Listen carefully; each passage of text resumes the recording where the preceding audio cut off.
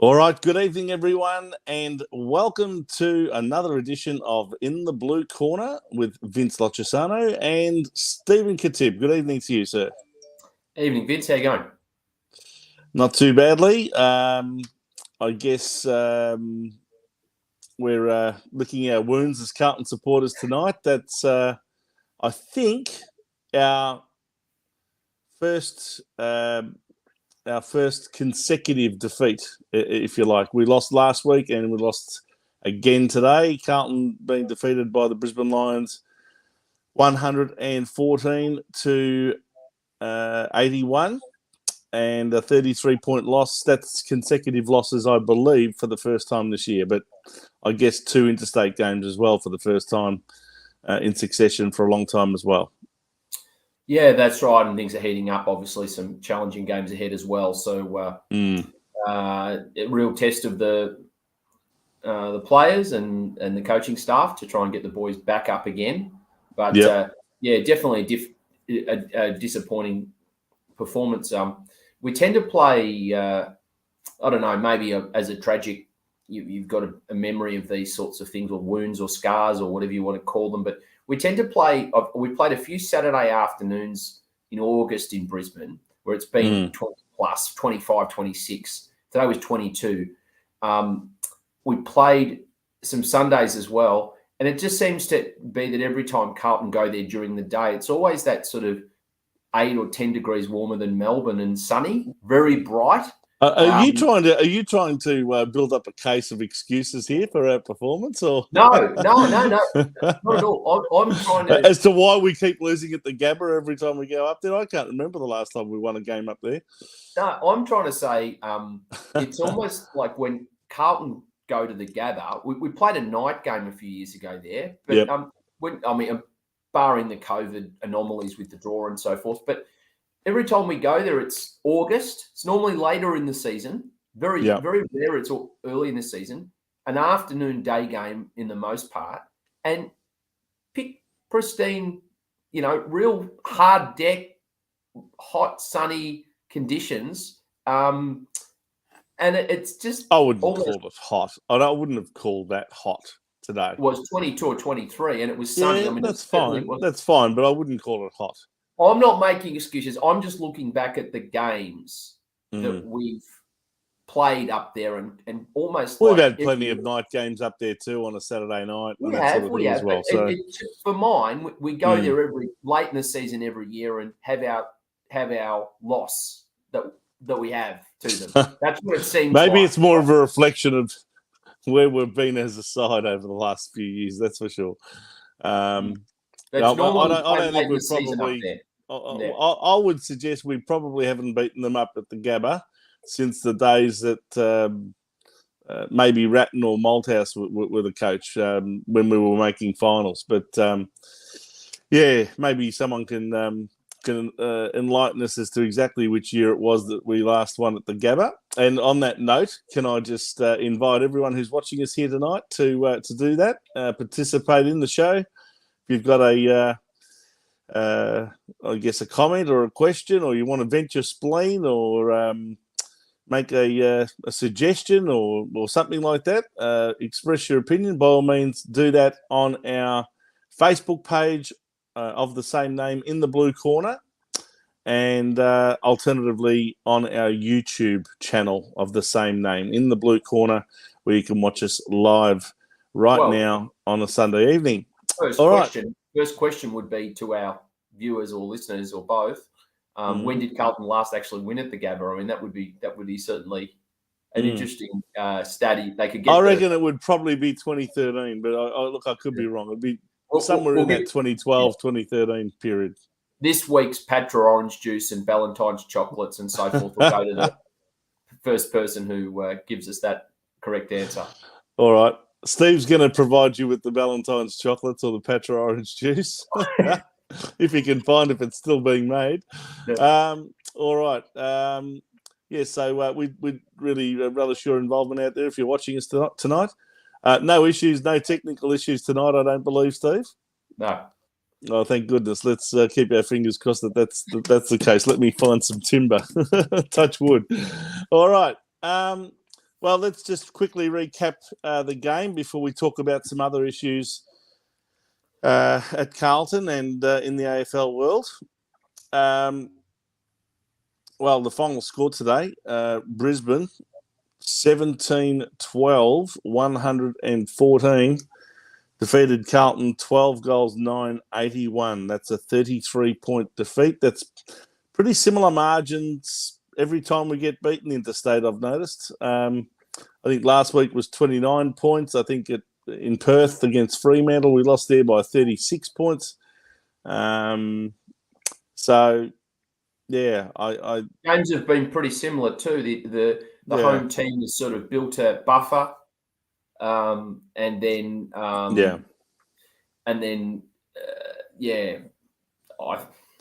really, 33 points. When you look at it at quarter time, it was 29. So, that's only 4 points more than the quarter time margin, and you can't afford to give away stats like that. The quarter time score was 4 goals, 6-30 to Carlton, 1 point. It was a really disappointing way to start the game. We've had a lot of slow starts this year, I've noticed. Then they kicked another 4 goals, 3 to our 3 goals, 3 in the second quarter. So that 29-point lead blew out to 35 at halftime. Again, a very similar margin to the end result, 33 points. But in that third quarter, they really, built a very solid lead, kicking 5 goals, 2 to only 1 goal, 4. That was the quarter that put a stake in our hearts. But Carlton did pull out a big last quarter, 8 goals, 1. And I think about 5 or 6 of those in a row at the start of the last quarter. To Brisbane, 4 goals, 1. And I think some of their goals came late in the quarter to finally put the result beyond doubt. But it did get a bit hairy for them there at one stage. I think it got down to something like 15 points, I think, at one stage. Yeah, with 3 minutes left. I thought, and we got a comment here from Paul Guardabascio. Is that right? I think that's beautiful. How's that pronunciation for Italian? Yeah, just roll the tongue a bit more, maybe. All right, I'll try that again. Paolo Guardabascio. How's that? Oh, Did you like that? Lads, Our turnovers were horrific today. We lack composure. Paddy Dow not cut for AFL standard, unfortunately, for a top 3 pick. I have a feeling that might have been Paddy Dow's last game of AFL football for Carlton. I think maybe it'd be best for club and player to part company at the end of this season, to be honest. I think it'll be best for both parties. Do you think that's been... I mean, he coughed it up. He wasn't the worst player out there. He got a fair bit of the ball and did... Yeah. When he handballed, it certainly wasn't turned over. It's all about turnovers. Yeah. I mean, the amount of score that they had from turnovers today is what cost us the match. Yeah. But let's look at it. So in the second quarter, Cripps puts that bump on, defining moment, leadership. That's what got Carlton back into it, I think, at that stage of the second quarter, wasn't it? Because they'd kicked away again. And then all of a sudden we kicked 3 goals and then they steadied again and kicked another 3. So in the end, they won the quarter. They won the quarter, but we did come back at one stage after Cripps decided to, do something to try and, I guess, trigger the side. But when you say they won the quarter, they got to I think Owies just missed a goal. Now, there's a few sliding doors moments there, but not saying, forget he missed the goal, but then they brought all that 5 or 10 minutes of effort. Yeah. Then defensively it wasn't there. It was just purely attack. Yeah. So they couldn't guard the margin that they'd reduced it back to, because Brisbane just moved the ball through the middle of the ground as they do at the Gabba, coast to coast. And brilliantly. It's just like their ball movement was exquisite, really, compared to ours. We didn't set up a wall at all. We could not set up a wall. And yet, if you look at the first quarter, it's the opposite. They had a wall set up and they were locked into our... So, look, I think I agree with Paul, but I think Paddy had a lot of friends out there. It wasn't just him. I suppose we expect more from him, though. That's the reason. But... Yes, well, look, thanks, Paul, for your contribution. But, look, I tend to agree with him. I think it was the turnovers that cost us really badly today. And And look, if he's going to single out a player, I don't think like you, I don't think it was just Paddy Dow's fault.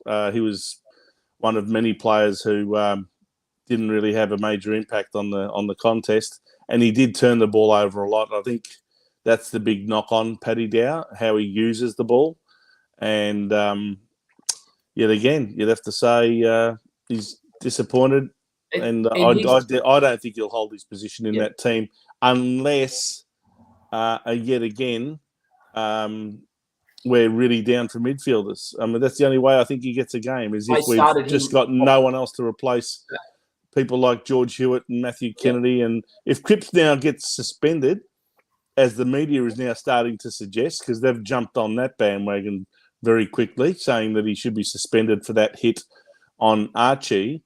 Well, you know, who else is going to come in for Cripps? Tell me. Who's going to play that role? But it's this is the hard part. We've got a crucial game against Melbourne. In my opinion, next week's game against Melbourne is our best chance. I think we're a better chance to beat Melbourne with a brittle forward line, and they're down on confidence. They're just as bad as we are in terms of their record over the last 10 weeks. They've only won 4 games and lost 6 in the last 10, exactly the same as us. And they won their first 10 games. We won 8 out of our first 10 games. And they beat all the sides that were positioned 8th or worse in that 10-week stretch. Right. Then they got found out the minute they started playing teams that are actually going to be top 8 sides this year, not last year, this year. And I think that's where everyone got a bit hoodwinked by Melbourne's form in the first 10 weeks. In the last 10, they've been shown up for their deficiencies and their weaknesses. And we're going to be playing them next Saturday night. And to go into that contest without Patrick Cripps is going to be one almighty disadvantage. Yeah, look, it also let's also be honest here. You've got probably one of the hardest trips in football to play Brisbane at the moment. In Brisbane, you bring Dow as just one of the players, and there's been all these pieces moved around in the team and the lineup. It's not that easy. He's just come from VFL. This is a challenge for the club, and it probably just shows. Yeah. Maybe it just shows that Chera is probably not as good as we think he is. Well, he's another one I wanted to talk about tonight. Chera, I'm sorry, but I just don't think we're getting value for him. Yep. Yeah. So it probably shows that Hewitt and Kennedy are actually better than we think they are, and more important to the whole overall midfield. Yeah, playing a supporting role to Walsh and Cripps. So it probably shows that as well. Now, this is where you're trying to find out about what you really have and what you don't have.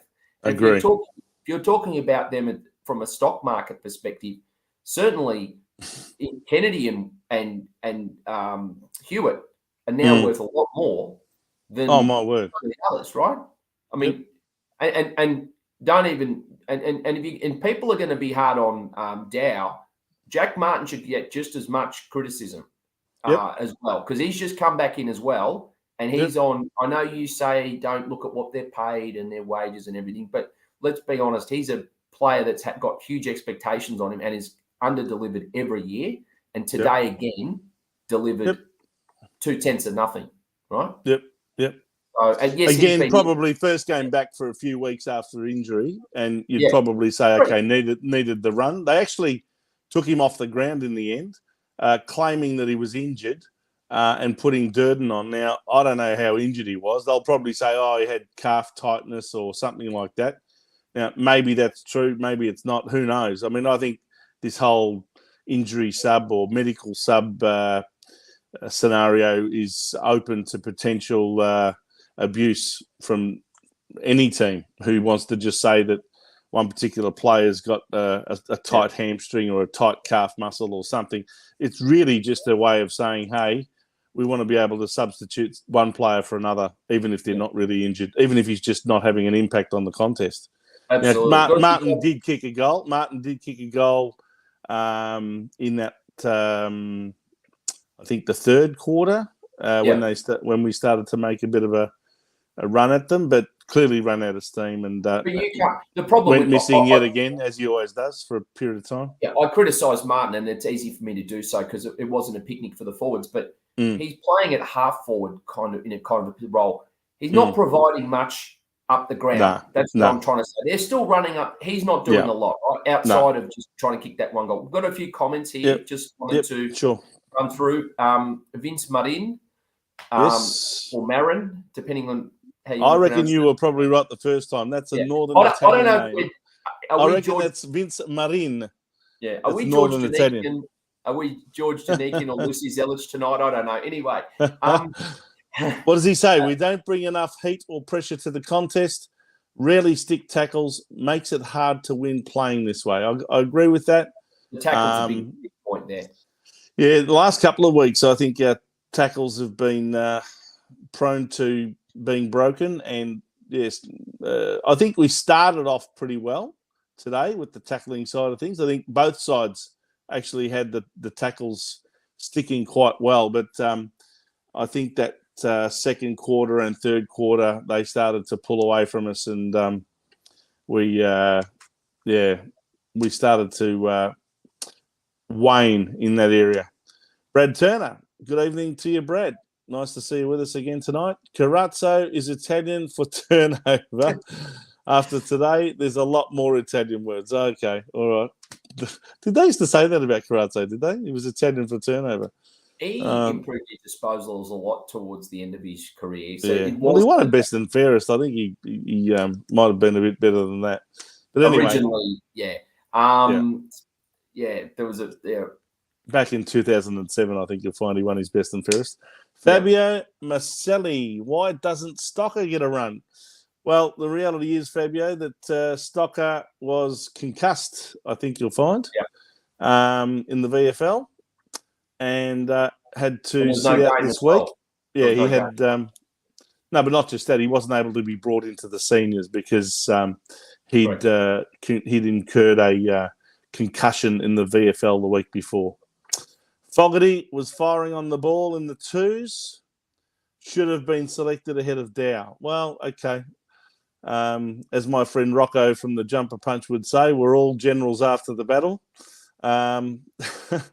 Yes, you could make a case for that. I think they're two different players, different styles of player. Dow's more of a midfield. I don't regard Fogarty as that. I don't think he's got the tank to play midfield. But anyway, take your point. You'd rather have him in than Dow. Fabio, not hungry Jack. Is he referring to Jack Silvani? Jack Martin. Or Jack Martin? Yeah, I think it's, a bit of play on words there, but he doesn't, he's always laconic. He doesn't look hungry at all. And then he put that bump on in that first quarter, or that additional bump, and it was like, well, the ball was there. Yeah. Did you really need to, your focus should have been on the ball. I don't know. I don't know if he's 100%. Fair enough. All right. Any other comments that you want to put up on screen, or we've gone through the more relevant ones? Yeah, okay. I think. Well, let me go through those quarter by quarter scores, if you like. As I said, the first quarter 4-6-30 to 1 point. Half time 8-9-57 to 3-4-22. So that 29-point lead increased to 35. Then they had a really good third quarter that really put the result beyond doubt. Kicking 5 goals too. They went to 13-11, 89. And Carlton were languishing on 4 goals, 8-32 after just a 1-goal third quarter. And, 57-point lead. It was shut the gate. I think Brisbane put the cue in the rack, to be honest. Now, I'm not saying they were instructed to by any means, but especially after last week losing to Richmond after having a 42-point lead, if any side should not have put the cue in the rack, it should have been Brisbane. But I can't help but think that some of their players went into their shells in the early part of that last quarter. They did have a few injuries, apart from losing Archie and having to substitute him with a medical sub. They also lost Marcus Adams. That was a crucial injury in that quarter, which forced him off the ground. So they had to restructure their backline a bit. But to our credit, we didn't just allow the game to just peter out into a non-contest. We actually, played some reasonable football there in that last quarter, but it was when the pressure was off. And, we got a few loose goals, and Harry and Charlie started to come into the play a little bit more, and some of our smaller forwards started to come in, like Motlop and Durden even got a run as the medical sub. So, I think we're probably a bit fortunate, but, at least they showed something and really made a lot of Brisbane supporters a bit twitchy in their seats, I reckon, there in that last quarter. Week. Yeah, especially after last week. But then when they got a goal, another couple of goals, I think, and then it ended up being something like 22 points or something with only 3 minutes to go. I thought, okay, we're done. We've had a bit of a tilt at it, and now they're going to settle again. And they did. They pulled away a little bit in the end to win by 33 points. Pearl Jago. Good evening to you, Pearl. I'm bitterly disappointed that the last week and this match were probably our worst for the year when it meant the most. Yeah, I think your sentiments are probably reflective of a lot of people's sentiments. We had so much to play for. A spot in the finals, especially Adelaide last week. I think a lot of people thought that's the one we're going to win, that'll cement our spot in the 8. Well, by losing that game, and now this one today, which I think most people probably expected us to lose. Yeah. But that now really presents a problem, potentially, if we don't win one of our last 2 games against sides that are basically in the top 4, Collingwood and Melbourne. And we're going to have to pull out a result, I think, to make it, unless the Western Bulldogs slip up against either, I think it's GWS this week, and then Hawthorn. More than likely, the Hawthorn game in Tasmania, I think it is going to be the most dangerous one for them, because Hawthorn do play well down there, and as they showed on the weekend, they knocked over Gold Coast. Yeah. So it's not going to be a walk in the park, and no doubt the Hawthorn players will just play with a lot of freedom, and they've got nothing to lose and everything to play for, and to set up their season for next year, I guess, and try and finish on a high. So the Bulldogs are going to be a little bit jittery going into that game, but if they happen to pull off wins in both of those 2 games, we could be in trouble based on percentage. It just depends on how much they win those games by, and how much we lose, if we're going to lose, against Melbourne and Collingwood. I hope we can pull a win out of the hat, if you like, in the next 2 weeks, but I'm not quite sure which team we're going to do it against, especially if Cripps is missing this week. We lose the 2 games, let's say. Look, if we lose Cripps this week, can you see our midfield standing up against their midfield, Melbourne's? No. You've got Oliver, Petrarca, Viney, Brayshaw, and then they've got other players that can easily slot in there if they need them. I just don't know how we're going to match it in the midfield with them.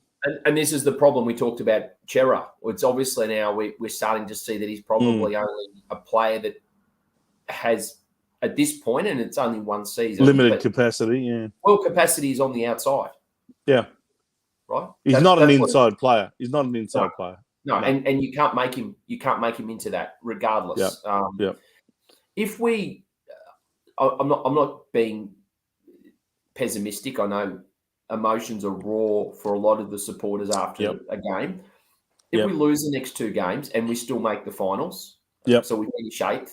Well, that's a possibility too. We could still lose these 2 games and potentially still make it on percentage against the Bulldogs. So we do that. Because Richmond, I expect Richmond will win their last 2. Yep. Against, I think it's against Hawthorn this week. Again, won't be a walk in the park, but they do play Hawthorn at the MCG. Yep. And then they play Essendon also at the MCG. So they love the MCG, and no doubt, with Lynch finding form again and Revolt finding form, and all of their better players in the side. Be probably good for them if they could convince Dusty Martin to come back. But nevertheless, what's his name? Number 29 there, Show Bolton. He's on fire. Absolutely. Richmond, I expect to make the finals now. Now that they've cemented 8th position, I don't expect them to lose another game. So let's say we did fall into the 8 after losing the last 4 games of the season. Yeah. And you're playing a 5th place team, which would probably be Sydney or Brisbane, you would think. So you're probably going to have an interstate final. You're going to have an interstate away final. I don't know about Sydney. I think probably Sydney are 4th. Well, it could be Sydney, but I think you'll find it'll be Fremantle or Brisbane, based on current positions. Yeah. Yeah. So let's say that's the case, depending. Yeah. Not a lot of confidence to go into an interstate final. No. Is it really? It'd be a big effort to win that, but it's hard to launch a finals campaign when you've lost 4 games in a row. Albeit, well, if it's not going to be an interstate final, who's going to be the only chance of finishing, say, 5th if we finish 8th, or 6th if we finish 7th? Who's going to be the side that falls into those positions of 5th and 6th? I'm trying to think of who it would be. I mean, at the moment, you've got Melbourne in 3rd, Sydney in 4th, Brisbane 5th, Fremantle 6th, and then you've got Carlton on 7th in 7th position on 48 points, 6 points behind Fremantle at the moment. Yeah, and Richmond currently only 2 points behind us, with 2 very winnable games versus our 2 unlikely wins. So we're probably going to make it. It's going to be 8th.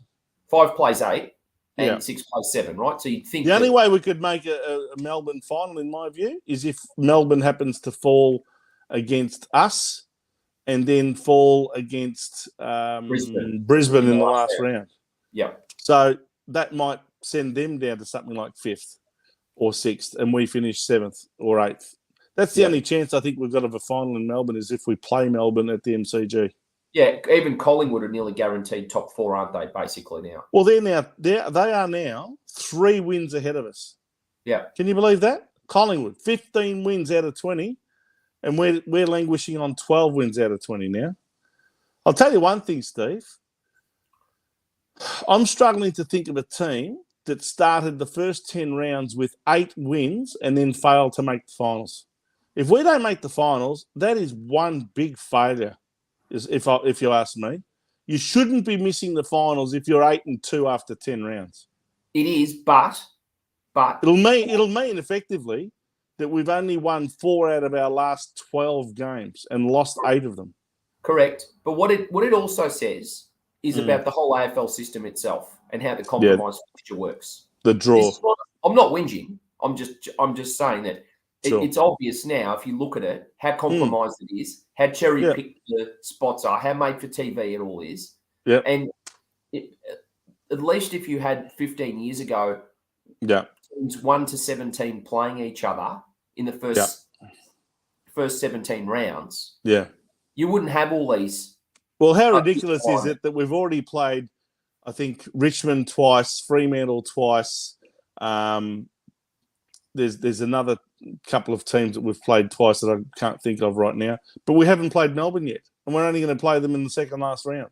Brisbane was the first time this year today. Yeah, Brisbane was the first time this year.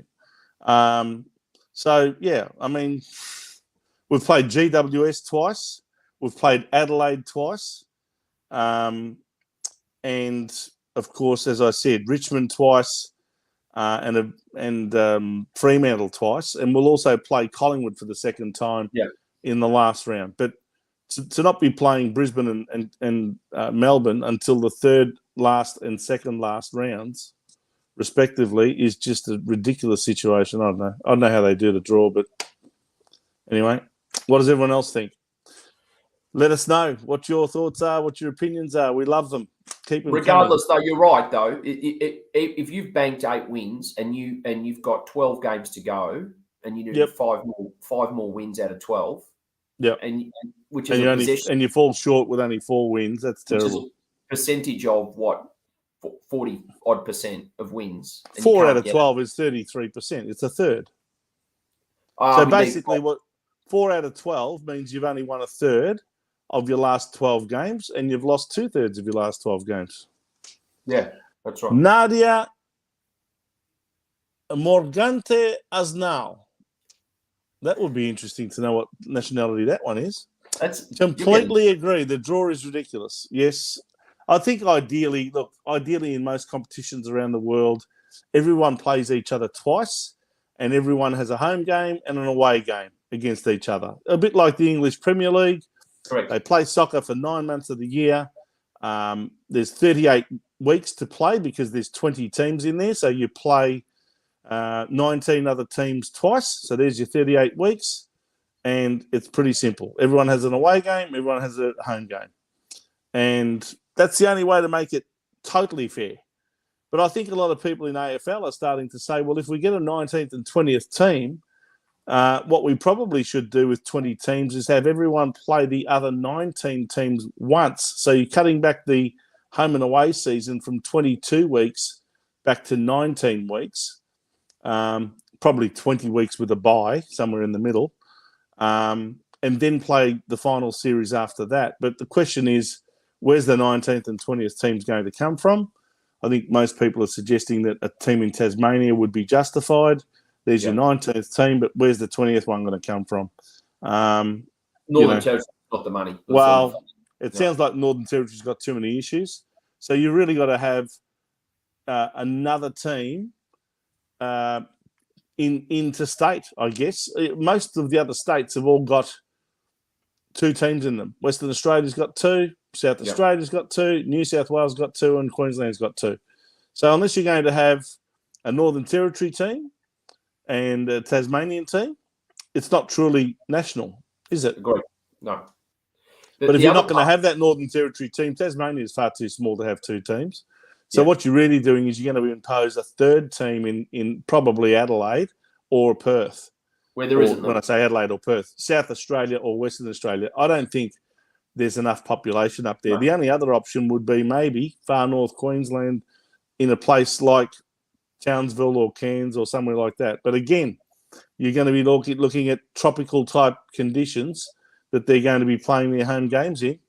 And that causes an issue for what is essentially a winter sport. That St Kilda Port Adelaide game was quite a spectacle, if you like to take a soap, basically. Well, how would you like to have a game like that every second week? Yeah. Depending on whoever plays the Cairns Crocodiles or whatever we're going to call them. Yeah. It's a tough one to work out. Yeah. The other issue around the draw too is that they've got this. Couldn't they just say to each team, all right, well, they rotate the ones you play. You play twice, rather than it being who finished higher on the ladder the previous year. Just none of that. Just have the makeup of those games rotate every third year. Yeah. You play a certain team twice that many times. Yeah. That would be a fair way. Yes, I guess so. That's another option. Let's just go back to our game before we move on to other issues. I just wanted to draw your attention to the Carlton team and the Carlton players and how they played. Before we go into our votes for the evening, why don't we have a look at some of the players that you think and I think would be in a little bit of trouble this week when it comes to the selection table. If they had someone to replace. And before we do that, we've got a comment up on screen from Trevor Sawyer. I love Vossi as our coach, but there is no excuse how they say Vossi has only had the team for 9 months. They're still learning. Craig McRae, I had a feeling there was going to be this comparison with Collingwood. Craig McRae has the same time with Collingwood, and they have won 11 straight. Yes, that's true. Can't deny facts. They have won 11 straight. Some people would say they've been a little fortunate in that, I guess, 11-week stretch to have won a few, because their average winning margin in that last 10 or 11 weeks has been something like 10 points or 10.5 points or something. Some would say were fortunate early in the year against Port Adelaide and Hawthorn in a couple What of I days. say about that is that Collingwood seem to be coached very well, and they seem to have this real strong team spirit and belief in not only the game plan that McRae has instilled into that team, but also a belief in each other. And that's what I think has carried them over the line. I saw that game against Melbourne on Friday night, and I was most impressed with what I saw. They were completely outplayed in the first half, but managed to get that late goal in the second quarter to go from 23 points down to only 17. And I think it was 67-50, if my memory serves me correctly, at half time. And I thought, for Melbourne to have absolutely dominated this game for a half and only have a 17-point lead, they're not going to be able to keep that up for 4 quarters. And I thought at some point, if Collingwood actually notch it up when it comes to pressure, they'll probably start to make inroads on this lead. And guess what? It was a tight tussle for the rest of the game, and it took them, most of the 2 quarters to catch up and eventually surpass Melbourne, but they did. I mean, every time a Melbourne player went near the ball, there was Collingwood players swarming them, and the pressure on the ball carrier was huge. And they caused turnovers, and that's what got them back in the game. And eventually, Melbourne cracked, and Collingwood proved that Melbourne is vulnerable under pressure, especially their defence. I don't think May and Lever actually took an intercept mark between them on the entire night. So they've worked out a way. They don't exactly play on the players either, do they?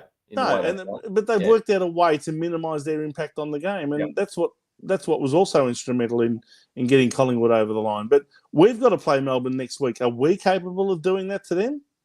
I guess time will tell. Anyway, we're going to have to do it with a very compromised midfield by the looks of it, and that's what worries me about next week. I thought Melbourne was our best chance in these 3 weeks to actually win one of these 3 to cement our side, cement our place in the 8. But now I'm starting to wonder whether that is now possible if Cripps gets suspended. If he doesn't get suspended, then I reckon it is our best chance. But he is so vital to our team that, and with George Hewitt and Matthew Kennedy out, I just can't see how we can match it with him in the middle of the ground. Kennedy, if he's out. Yeah. But on the Cripps thing, I think everyone wants to talk about that. I mean, I don't know what you're allowed to do anymore. If a player gets injured, it's almost like the outcome dictates the result, right? And I don't think he hit him very high. Well, I think he did. I think what you'll find if you have a look at the vision is that he actually turns it into a very head-high bump. And he gets him high and he knocks him out, and he ends up having to be substituted out of the game. So that doesn't bode well for Cripps. I think Carlton will certainly mount a case to say it was just a fair contest for the ball.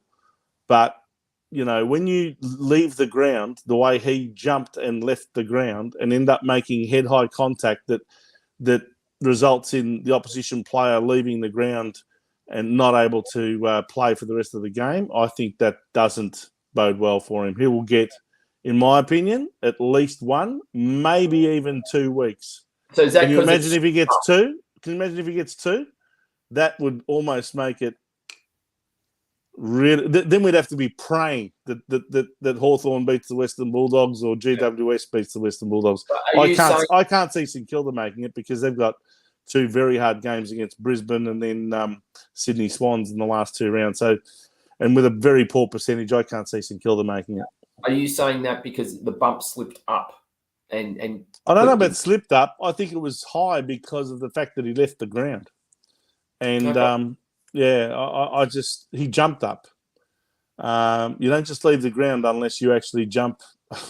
And if you look at the vision, and I had a look at the vision, I think Cripps is in a bit of trouble. But, geez, the media didn't take their time in seizing on it. They were all over it at half time and starting to speculate about, what's going to happen with him. And you had all these media journalists and what have you speculating whether he's going to get 1 week, 2 weeks, 3 weeks. So Yeah, I guess time will tell. I think our best chance is probably now, if he gets suspended, it's to just hope that the Western Bulldogs slip up. Anyway, let's keep going. Players. Now, who do you think's in a bit of strife from what you saw today? Everyone's going to say Dow. I mean, is Voss though thinking I'm just going to bring Dow in for one game, and if he doesn't play brilliantly, he's dropped. There are other players. There are other players he could bring in. I mean, Dow had 6 kicks, 7 hand passes for 13 possessions. He took 2 marks and laid 1 tackle and kicked 1 point. A point that probably should have been a goal too, just quietly. Yeah. There was one around his body that was a bit of a snapshot that really a class player would kick, but he kicked it across the face and it went through for a point. So 13 possessions for a midfielder, and a lot of those were turned over too, just quietly. So I just don't know. I think he's in a lot of trouble. But he's got a few mates on that performance today. Marchbank's first game back since injuring his knee again. So that was his second game back for about 3 years. He looked a bit all at sea, if you ask me. I just wonder whether dropping Plowman was a wise move for this game. But I think dropping Plowman was Voss's way of punishing him for what he saw were, unforgivable turnovers against Adelaide. I think that's what happened there. I think he paid the price for the Adelaide loss more than anyone else. The speed of the game was probably didn't help much back. Sure. I mean, Motlop only had the 6 possessions, 3 kicks and 3 hand passes, but at least he did what a small forward should do and kicked 2 goals. And he took a beautiful mark too. I mean, he only had that 1 mark, but geez, it was a great mark in the goal square, wasn't it? He's creative. I think he will definitely hold his spot. I mean, Corey Durden even came on and kicked a goal, a beautiful goal from the snap from the boundary line. It was an incredible snap. He at least had an impact when he came on. Yeah. But also what we've got to think about is what's the strategy from a ruck perspective against... Well, that's another thing. I mean, look, Pitnet was dropped for this game. I do question the wisdom of that. The amount of times today that I saw Oscar McInerney grab it out of the ruck against the Conning and put it on his boot. How many times did you see that? I reckon it would have had to have been at least 7 or 8 times. Yeah. At least 7 or 8 times. He was best on ground too. He just grabbed it out of the ruck and booted it forward. He exposed nothing against DeConing, but he exposed that we didn't have a number 1 ruckman playing, because he's one of the he's potentially all Australian the way he's been playing this year, and he was best on ground. Absolutely, and he absolutely gave DeConing a lesson. DeConing in the end only had the 5 kicks, 1 hand pass, 6 possessions, took 2 marks, which really for a ruckman you've got to do more than that around the ground. Agreed. Laid 2 tackles and had 22 hitouts. Setterfield was disappointing, I thought. 22 hitouts versus McInerney's 37. So he got towelled up to Conning in the ruck today. Again, we're all generals after the battle, but I think Pitnet should not have lost his spot in that side, even though he had a very poor first game against Adelaide. You've got to remember, it was his first game back for maybe 4 months. Agreed. Setterfield? Setterfield, again, to me, he had 18 possessions, 11 kicks, 7 hand passes, 7 marks, only laid the 1 tackle. Again, no impact. I don't think that he had an impact on the game. Who has laid tackles? That's the question. Because no one's been laying tackles, and I think it's really about getting someone, a group of players that are prepared to do that. Well, we'll have a guess who got the most tackles in the game. Have a guess. Now, you'd think that players who are not getting much of the ball would at least impact the game by laying tackles if their opponents are getting the ball. Yeah. But the 2 players who laid more tackles than anyone else were the 2 players who had the ball more than anyone else, and that's Cripps and Walsh. Cripps had 7 tackles and Walsh had 6. Yeah. Chera, to his credit, had 5, as well as 22 possessions. So he's not going to get dropped on that performance. But I mean, to me, he just doesn't have the impact. He's not really damaging the opposition with his possessions. And he wasn't hurting when he did get the ball. He wasn't exactly using it by foot very well to cut them up either. That's what I thought. Yeah, there were a lot of turnovers in that. And Owies and Silvani had 4 tackles each, and then Jack Martin had 3, and then everyone else. So you take that away, that's 6 players had anywhere between 7 and 3. And then after that, all the other players in the team, that's about 16 of them, had either 2 tackles, 1 tackle, or nothing. Yeah. You know, Curnow and Mackay, not 1 tackle between them, the 2 tall forwards. And Durden had nothing. Well, he was obviously just on in the last bit, so you can't exactly criticise him. He only had limited minutes on the ground. And Marchbank in defence, 0 tackles, 8 possessions, 3 kicks and 5 hand passes, and 4 marks. I mean, he looked like he was a bit all at sea there. He's going to need at least another game or 2 probably. He's going to need these games against Melbourne and Collingwood. If they're going to play him in defence, he's going to need those hit-outs to start finding some match fitness and some form. If you're the selection committee, surely you've got to think about which group of players, forget their brand name, but which group of players for the next 2 games and potentially the finals are going to be competitive. Yeah, I think you've got to start playing a team that you see is your best 22, or at least the best available 22 in the next 2 weeks that are going to play in the finals, that you perceive are every chance of being in that side in the finals. Yeah, I agree. And you know, if you've made a decision on Dow that he's just not part of your midfield, well, don't play him. Bring in someone from the twos. Bring in Lockie Fogarty if you want to. Bring in young Jack Carroll. Bring in, I'm just trying to think of the other players that are available down there. I mean, Josh Honey is not a midfielder, but he didn't really get too much opportunity when he came into the side. There are other options there.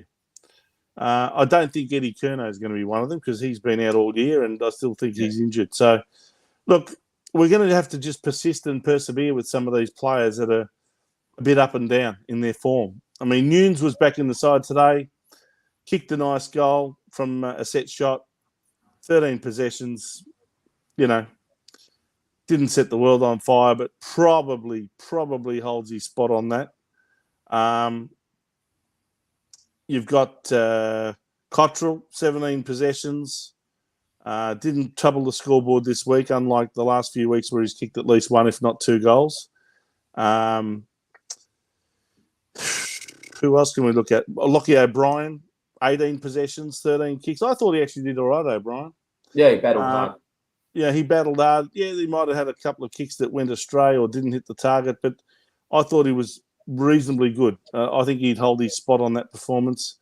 Fisher, I thought, was quite good and quite lively. Kicked a couple of nice goals, 16 possessions. You can't ask for much more than that from him, from a half-forward flank.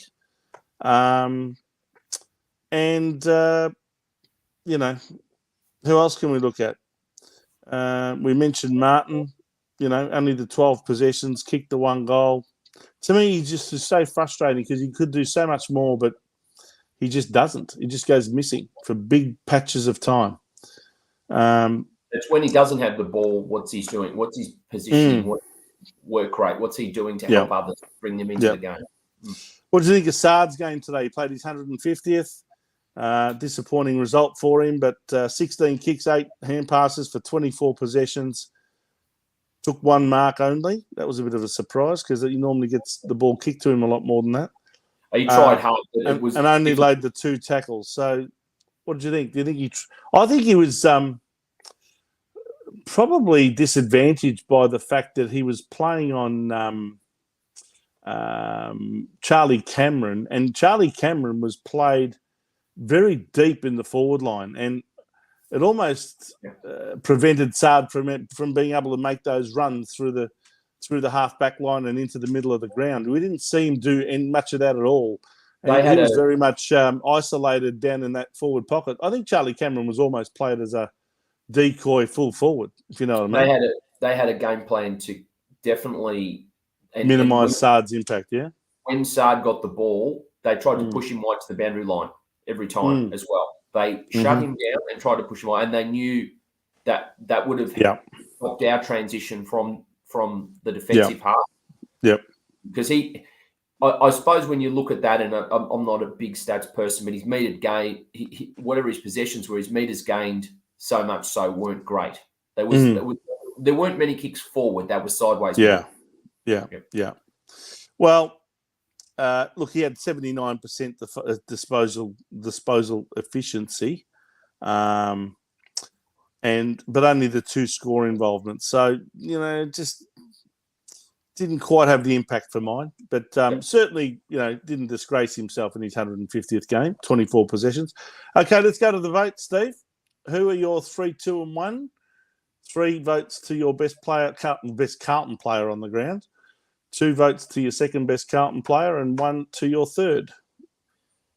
Yeah, probably Cripps, Walsh, and Doherty for mine. But I'm not suggesting they were great players. But okay, so Cripps you gave 3, Walsh 2, and Doherty 1. Yep. Well, that must have been based on possessions or something, because Cripps had 24 possessions and kicked 1 goal. Mind you, only the 7 kicks and 17 hand passes and 7 tackles. Walsh had 27 possessions. That's 12 kicks and 15 hand passes. Took 2 marks and laid 6 tackles. Most of those, by the way, came in the second, third, and fourth quarters, because I think he was only on 2 possessions after the first quarter. Yeah, he was working hard. Oh, he did. In fact, I gave him my 3. I gave Walsh my 3 votes. I think he really battled hard and he ran his guts out. So, yeah, 6 tackles. I thought he had more impact on the overall game than Cripps in terms of, really working hard to get that ball forward for us. I gave 2 votes to Jacob Wiedering. I thought he played a really good game, a return to form. He kept Danaher completely goalless.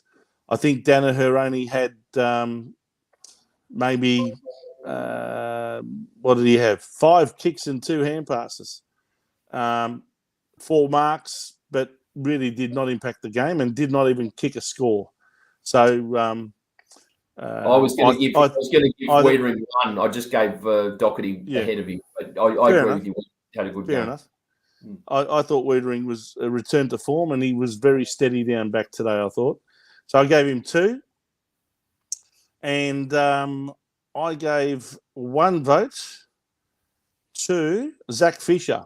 I thought he actually was lively. He had 16 possessions, laid a couple of tackles and kicked 2 goals too. Probably could have even been, higher up in the votes if he had got 3 or 4 goals.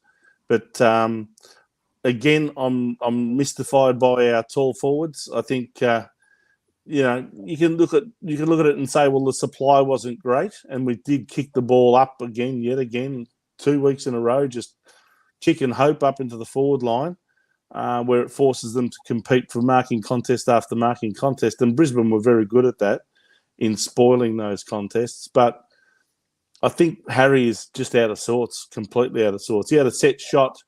Again, it was. I thought to myself when he had that, I think it was a mark, not that far out, and I thought, is he going to do another one of those banana type kicks, or is he going to take heed to what happened last week and kick a drop punt? Well, guess what? He probably knew, if I do another banana, I'm going to get smashed for this if it misses. So he went back, did a drop punt, and what did he do? Kicked it across the face of goal and kicked a point. And I thought, well, there you go. It just sums up, how he is going at the moment. He'd be better off to not keep doing these during the week interviews that end up on the Carlton website and all that sort of stuff, because he does that many of them. Just put your head in, tell the media department to get lost, and just concentrate on playing well on a weekend. That's what my advice would be to Harry Mackay. Media department's the most important thing, though, Vince. It runs the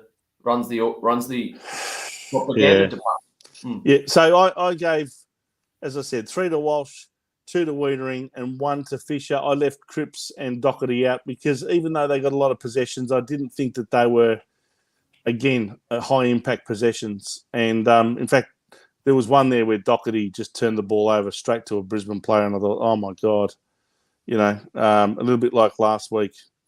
He had something like 32 possessions, but he turned it over 11 times. You just can't do that. And he seems to have lost a bit of his touch in the last couple of interstate games. He was fighting hard to try and stop goals, though, Vince, and I thought his effort was there. But you're right. Fair enough. All right, so there's our 3, 2, 1. Tell us your thoughts if you're out there and you'd like to think about your own vote getters. Send them in to us at on the comment section of our Facebook page in the blue corner or on our YouTube page of the same name.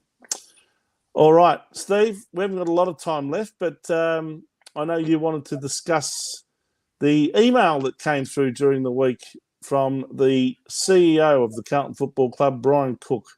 Now, was that written by Brian or was that written by the Carlton PR machine? Or what do you think? What do you think's happened here? Yeah, and tell our audience, in case they didn't get it, what this email was all about. So, the email was about talking about the new facility that's opened. Yeah. And at Carlton, this is at Icon Park. Yeah, yep. This is part of the government funding that we had received grants to build and essentially knock the Pratt stand and reduce the capacity of the ground, which anyway, that's another conversation, but members had no say on whatsoever, and it was just a fait accompli that was bulldozed, literally, pardon the pun, through.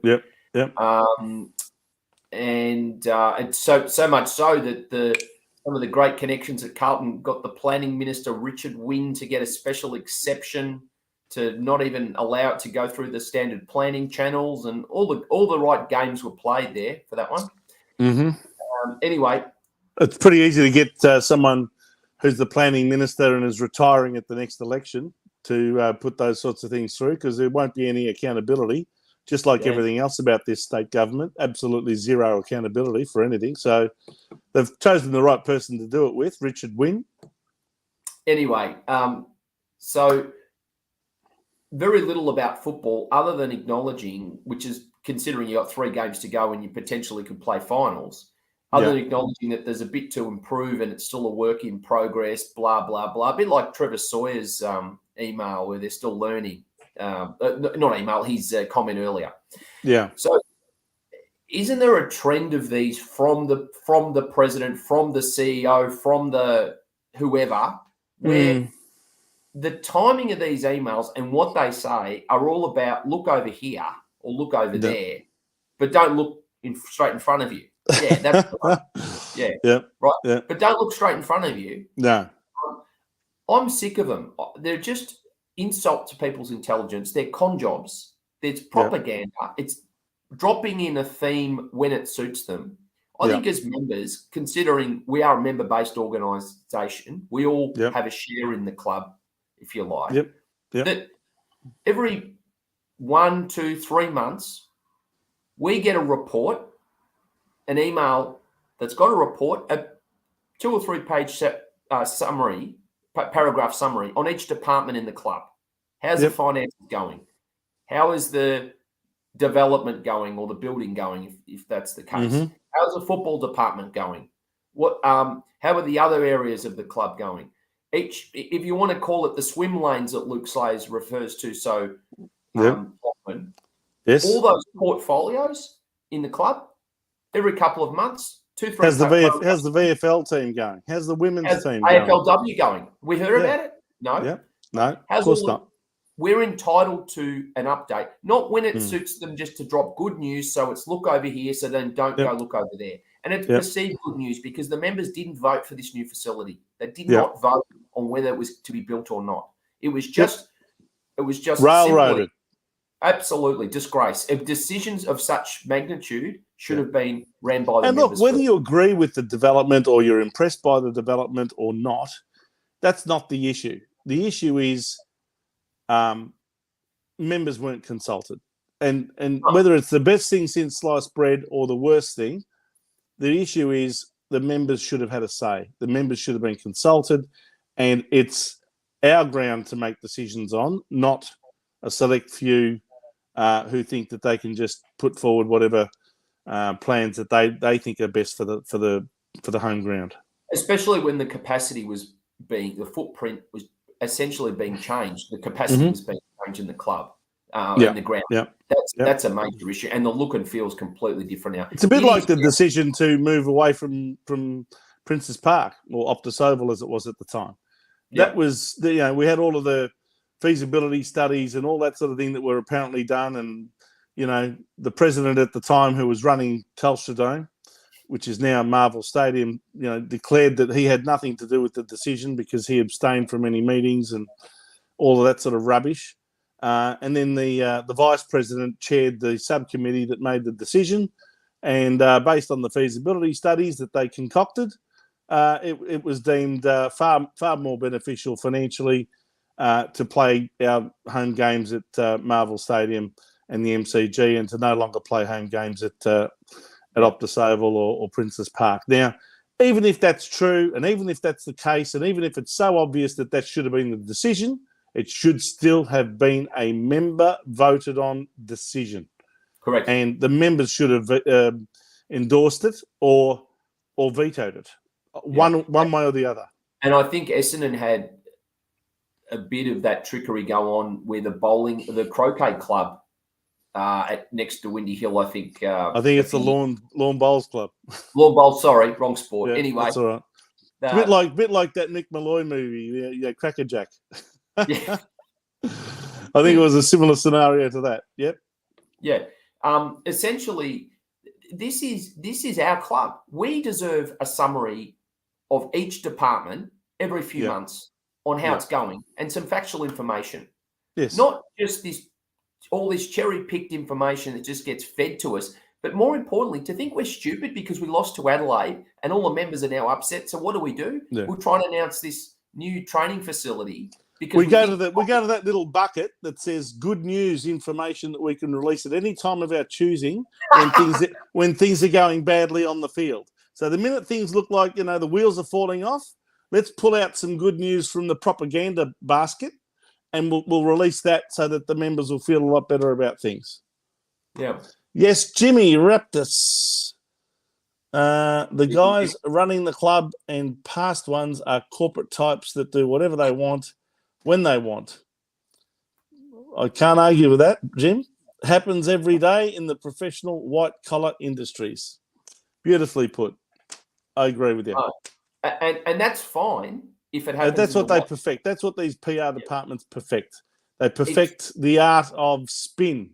And if anyone out there who's watching this thinks that just because we had a changeover of 4 board members at in September last year, that all of a sudden everything's changed, and because we've got a new president that everything's changed, you're kidding yourselves.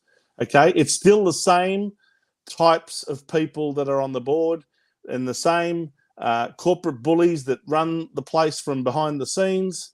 And let me tell you, the one thing that you won't get out of any of them is accountability. And the only day of the year that they are potentially made accountable is annual general meeting day, the day they hate the most.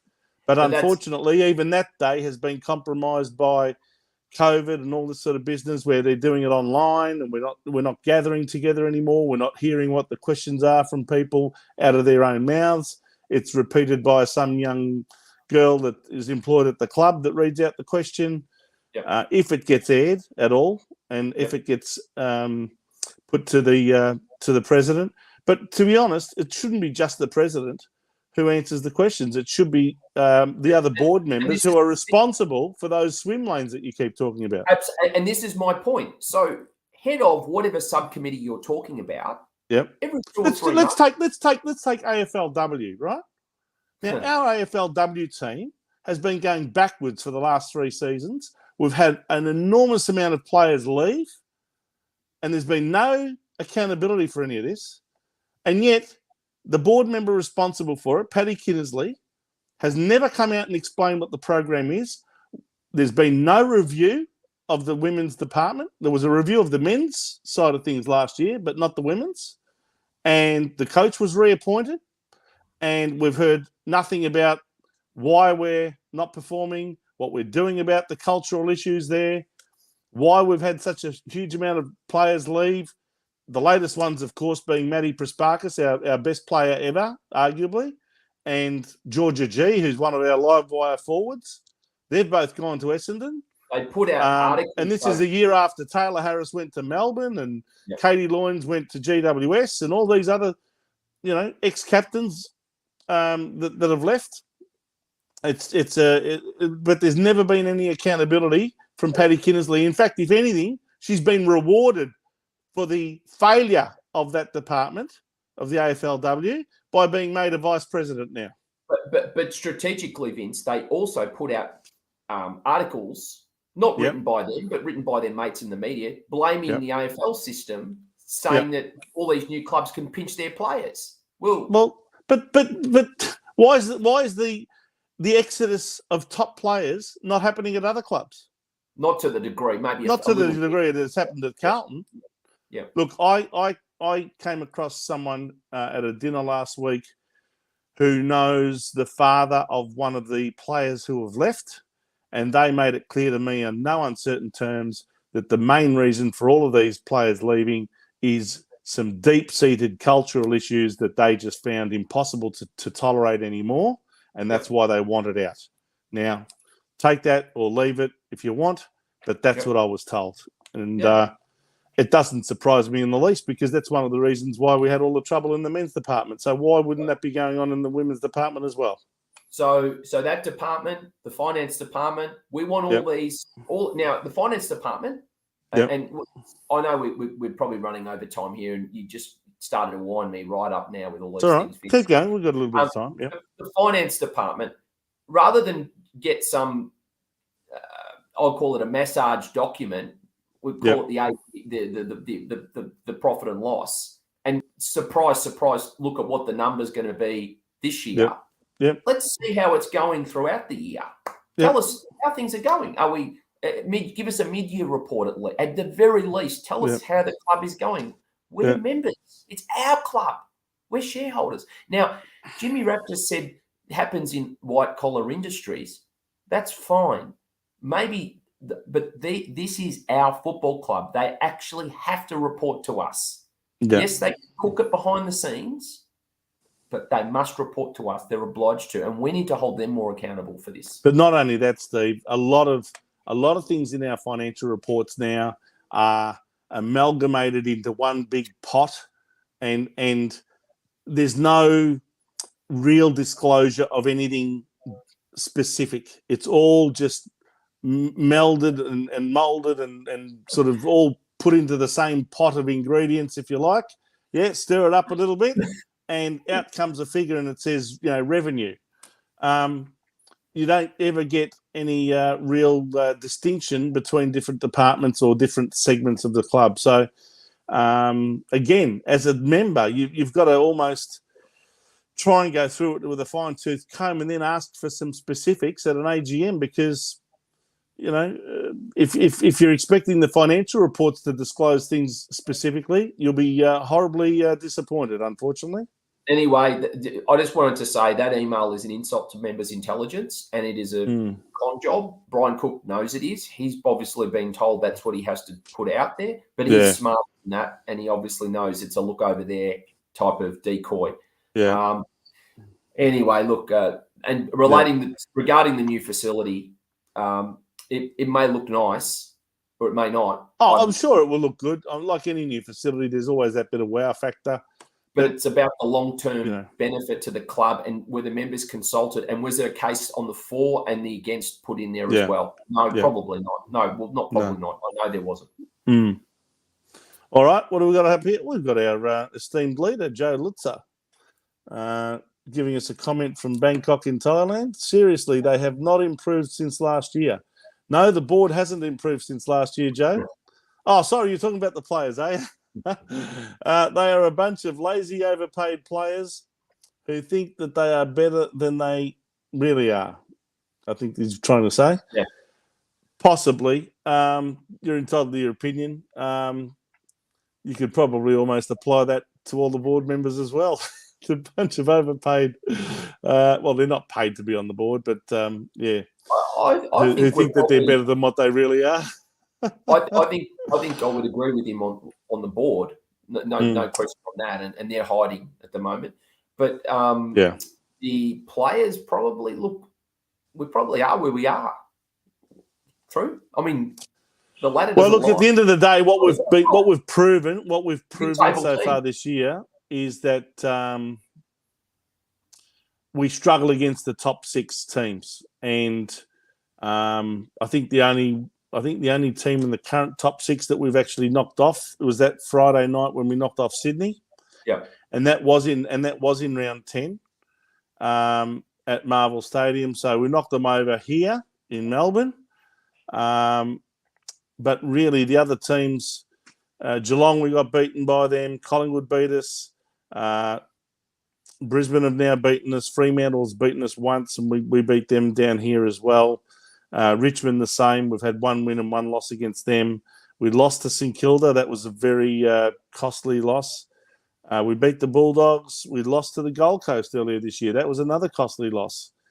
We just fell in against Port Adelaide by, 3 points. We just fell in against Hawthorn by 1 point. We comfortably knocked over Essendon. We lost to Adelaide after beating them earlier this year. Yep. That was another costly loss last week. We've beaten GWS twice, and we've beaten West Coast and North Melbourne. So, those 3 losses against Adelaide last week and earlier this year against Gold Coast and St Kilda, those 3 losses, they're going to... Well, they've cost us a top 4 spot, basically, those 3 losses. Will we or can we still finish in the top 8? Yes, we can. The only way to guarantee that is to win one of our last 2. But even if we lose the last 2 and the Bulldogs either drop a game against either GWS next week at Marvel or the following week against Hawthorn in Launceston, if they happen to drop one of those, well, then we will keep our spot in the 8. Yeah. It'll probably end up being Richmond and then us. So we'll probably finish in 8th position, more than likely. But anyway, it'll be interesting. I'll tell you one thing, Steve. If it all comes down to that last game against Collingwood in round 23, wow, is that going to be one huge crowd at the MCG on that Sunday afternoon, and there's everything to play for. And I have no doubt that Collingwood would have no greater pleasure than to stop Carlton from making the finals and kick us out of the top 8. Absolutely, and cement their top 2 aspirations as well. Then again, who knows? You never know. Carlton-Collingwood games are a bit like Carlton-Essendon games. They can go either way, and it doesn't really matter at times what the ladder positions are, or who's in and who's out of the teams. It's always a great contest. Anyway, look, I think we're probably done for this week. We're well into red time tonight. Is there anything else you wanted to discuss? No, nothing. I was just going to ask you quickly about that revelation by Eddie Betts during the week and in his book, and then Josh Jenkins came out and told everyone what he thought about that Adelaide training camp. What was it? 4 years ago, I think it was 4.5 years ago. I wanted to touch on it very, very briefly. What did you make of it? Oh, it's certainly disappointing. The workplace. Is it fair for people to be saying, why are you bringing this up now? Why didn't you take it up with the club in a far more direct and upfront manner when it was happening? Why didn't you, stand your ground at the time and refuse to take part in it, or these sorts of things? Or did the players just go along with all these things and then come out with all of their feelings years later? The cynics are saying, it's obviously released because of a book, and a lot of books are released, and there's got to be things saved up. Helps make a few book sales, doesn't it, when you release it does. some previously undisclosed information? It does, and you know, it's a bit of an open mic situation where people are revealing things, you know, for the first time, if you like. But the workplace is a different place now than probably what it would have been in the past. If you think of, I'm not saying there's an alignment here, but if you think of the Kennedy Commando training sessions that some of those players used to have to go through, and all of that, you know, could play. And you're talking about John Kennedy Sr. here with Hawthorn. I am. I'm talking about not John F. Kennedy in the United States in the 1960s. No. Kennedy's Commandos at Hawthorn in the 1960s and 70s. Yeah. Yeah, you know what I mean. I mean, that was toughened them up. Now, did some of those border on, and I know cruelty. We start cultural insensitive and all of, did they border on that? Look, in those days, even if they did, people just accepted it. Right? These days, people challenge everything now. Yeah, people, and also these days, people are sending their kids are being drafted at 18, and their parents want the great place for their kids and all the rest of it. So look, it's a tricky one. I think though, when you've gone and employed a group of people that are subcontracted out, I think it's really the club's fault. Yes. Look at all these groups. Now, it's all fashionable to have these consultant groups come in. Yeah. I think the question has to be let right back to the club. Why do you need all these consultants all the time? Can't you just go and do your own thing? Now, call me antiquated, but all these leadership kumbaya consultancy sessions. Leading teams and whatever they call it, Please, and call me a dinosaur, but that's the problem, right? If the club ran it themselves, then you wouldn't have all this third party he said, she said, and it would just be directly with the club, and they would have full responsibility. Because they outsourced it, I think you're starting to get into a third party issue, and the more waters get muddied. Yeah. I don't think they did their homework enough on this group of people who they employed the services of to run this camp. They clearly didn't do their homework enough. And then when it all hit the fan, I think they just all tried to cover it up and make it sound like it wasn't that big a deal. I think the AFL's also complicit in that. They should have apologised at the time. They should have disclosed exactly what it was and said, look, we're really sorry. We stuffed up here. I mean, I don't know what it is about organisations and companies and clubs and, you know, people like the AFL. They just find it impossible to admit that they made a mistake and that they got it wrong. They just refuse to go down that track to start with. They'll only go down that track when things get worse and worse and worse, and it becomes obvious that that's what they should have done in the first place. And then eventually they bring it upon themselves to say, oh, look, you know, we're really sorry about this. And Eddie Betts deserves our, you know, our sympathies and et cetera, et cetera. So an organisation, and I'm not going to start winding you up now with some of your previous comments and some of our other episodes, but an organisation such as the AFL, who has all these great causes and all the great things they supposedly represent and the virtues that they do. Extol. All the virtue signalling that they're guilty of. Yeah. I'm not saying signalling. I'm just saying all the things that they talk about are important, which is fine. That's okay. Suddenly it's, we didn't know, and crisis management team that's obviously advising them on this one have thought, you better come clean now and just apologise because it's too late. Best way to do it. And you're not going to tell the world that Eddie Betts is not telling the truth. You're not going to tell the world that Eddie Betts has made all this up. No. That's right. Well, especially when he's got people corroborating the story, which is like Josh Jenkins, etc. Right? So doesn't this show you what the AFL are really like? Right? Behind all the veneer, the veneer of all of the things they're talking about, and they're telling everyone what to do, which is fine. It's okay. How to be better people and communities and all the things that talk about inclusivity. They'll get behind all that, but then they won't live. They won't live it themselves in the way they go about things. And then they get caught. and the PR firm go, oh, yeah, better come clean on this one. I think as no winners, you can't keep going down this track. Just apologise and acknowledge Eddie Betts' sentiments and whatever. But it took this Makes to happen. you sick. It took this to happen. Yeah, of course it did. Couldn't have happened earlier, could it? Yeah. And the players weren't listened to when they did the work essay, South Australian WorkSafe. Well, again, if your players are saying, "Hey, listen, if they're making noises like we're not in favour of this, we don't like what this is all about," look into it. Ask them why. What's going on here? What's troubling you? What have we got to do to make it better, or do we need to cancel this thing? Is it no good? But they were never, consulted in that way, and I just think, it really does highlight the cover-up mentality of football clubs and the AFL. And as far as I'm concerned, funny though, Vince, the AFL hung Essendon out to dry, and I'm not saying I'm Essendon supporter or anything like that. Obviously, but it could have been Essendon or anyone else, to be honest. Yeah, but they hung them out to dry. It's irrelevant which club it is.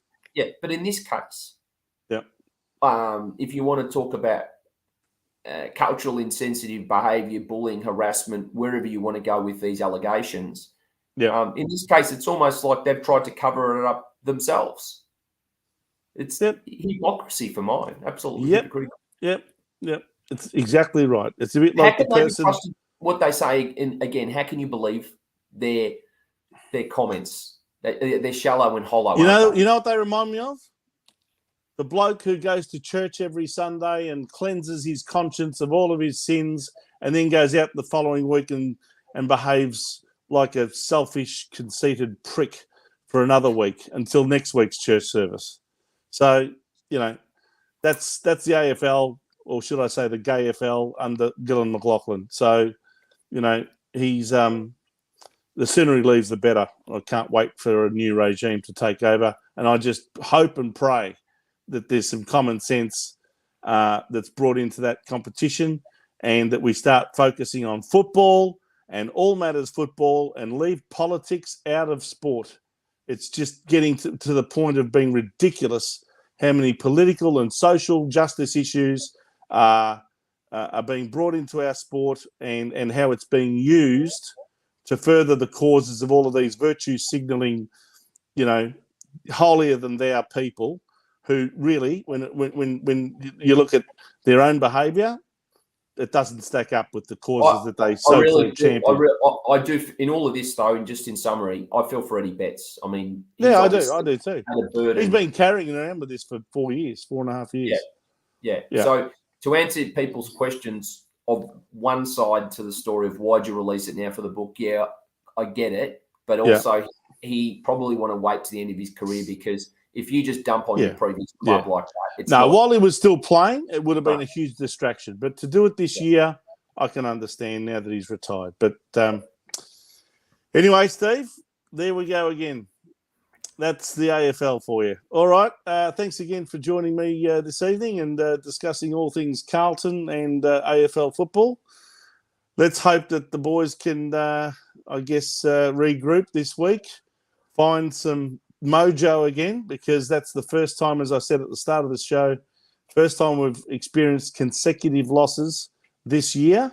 We've normally responded after a loss. This is the first example where we haven't.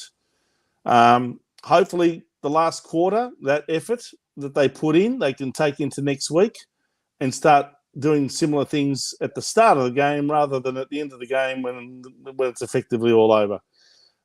It'll be a huge game next Saturday night against Melbourne, 7:25 at the MCG. What about just consistent? What about just an effort for 4 quarters? That would just be a good starting point, right? Well, when you look at Carlton's performances this year, now we've played 20 games now. How many of those games would you say were 4-quarter performances where we really had control of the game? We'd not necessarily dominate, but just control the game from start to finish. I reckon you'd be lucky to find about 3.